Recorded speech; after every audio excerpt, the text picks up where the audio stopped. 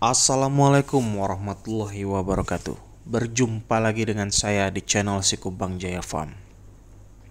Kali ini kita akan bahas tentang stigma para peternak ya.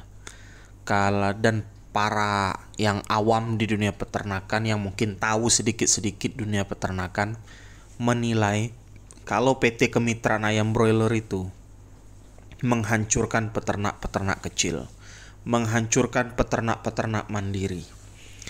Sebenarnya apa itu jadi tujuan kemitraan ayam broiler? Nah, kita akan bahas di sini ya. Kalau menjadi tujuan, Pak, saya rasa tidak, Pak ya. Kenapa?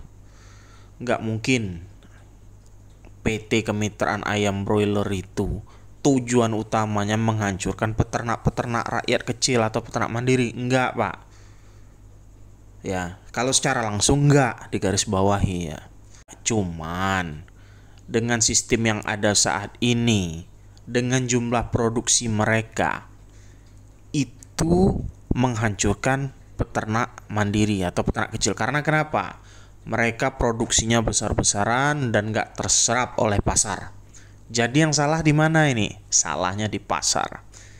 Sebenarnya sah-sah saja kalau kita ini membuka dunia usaha ya. Anda kalau juga punya uang bisa buka PT Kemitraan Ayam Broiler dengan modal dan Anda rekrut para peternak dan Anda juga ikut bertarung di pasaran.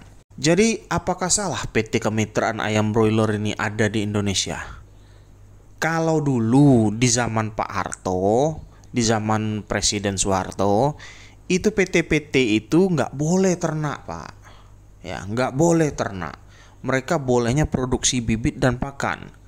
Kalau yang pembesaran itu urusan rakyat. Ya, jadi kalau zaman-zaman dulu itu kayaknya harga terkendali ya. Tapi tolong dijawab peternak senior, waktu mungkin ada peternak senior yang sempat ternak di zaman Pak Harto bisa memberikan komentarnya di bawah. Seiring perkembangan zaman, PT Kemitraan mulai ikut ternak. Nah, disinilah dimulai yang namanya kehancuran peternak mandiri. Karena kenapa? PT Kemitraan itu nggak cuma satu. Mereka itu menguasai dari hulu sampai hilir. Bibit mereka bisa produksi, pakan mereka bisa buat, barang mereka lebih banyak. Jadi ketika terjadi perang harga, nah di sini peternak mandirinya hancur. Ketika mereka banting harga, karena apa dia banting harga? Karena ayamnya membanjir, ayamnya membludak, produksinya banyak, tapi di pasar itu nggak terserap. Kalau PT-PT, Pak, kalau ayamnya itu PT besar ya, kalau PT besar yang punya pabrik, kalau misalnya ayamnya membludak, mereka bisa buat produk olahan makanan. Contoh kayak sosis, daging beku dan sebagainya. Tapi coba dilihat apa efeknya ketika terjadi perang harga antar sesama PT Kemitraan. Peternak mandiri kan nggak punya ya namanya pengolahan untuk sosis, terus untuk daging beku, nggak punya mereka alat-alatnya. Yang terjadi apa? Mereka akan jual ayam mereka di bawah harga pokok produksi. Misalnya harga pokok produksinya 18.000 per kilo. Mereka itu rela jual sampai 12.000 mungkin per kilo.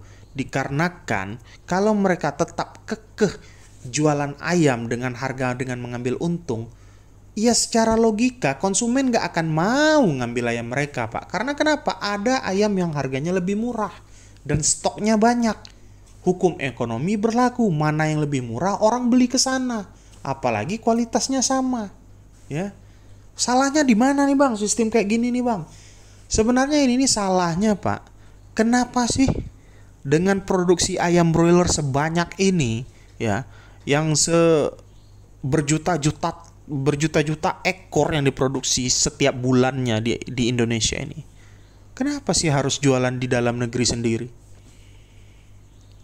Apa nggak diusahakan itu? Jualan keluar, ekspor kek. Saya pernah dengar ada ekspor ke Singapura berapa ton? 10 ton. Tapi itu masih kecil kalau bagi saya ya. Ada mudah-mudahan tambah besar nantinya. Mungkin ini permulaan. Mereka itu ekspor mungkin sekitar 14 ton. Itu kalau sekedar 14 ton, kandang saya saja sudah cukup untuk ngekspor ke Singapura itu, Pak. 2 kandang lah udah cukup itu. produksi ayam broiler kita itu lebih besar dari itu. Kita bisa berkaca kepada Thailand. Thailand itu motonya mau jadi dapurnya dunia itu. Lihat, durian Thailand sampai ke Indonesia.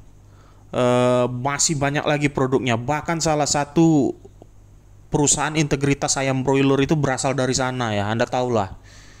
Nah, mereka itu bisa lo jual keluar. Tapi jangan salah, mereka menyusun itu, membangun itu nggak sebentar Pak.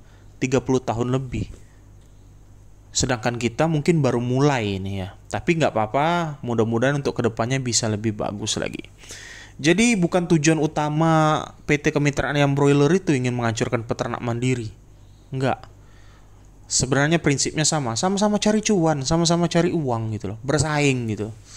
Kalau ada ingin menguasai pasar sendiri, saya rasa setiap pedagang, setiap pebisnis mempunyai ambisi itu gitu loh, ingin menguasai. Ya. Dan ketika mereka sudah mulai menjalankan strategi dagang mereka, strategi bisnis mereka, peternak-peternak kecil kena imbasnya. Ya, itu saja yang dapat saya sampaikan. Mudah-mudahan bermanfaat bagi Anda. Maju terus peternakan Indonesia. Assalamualaikum warahmatullahi wabarakatuh.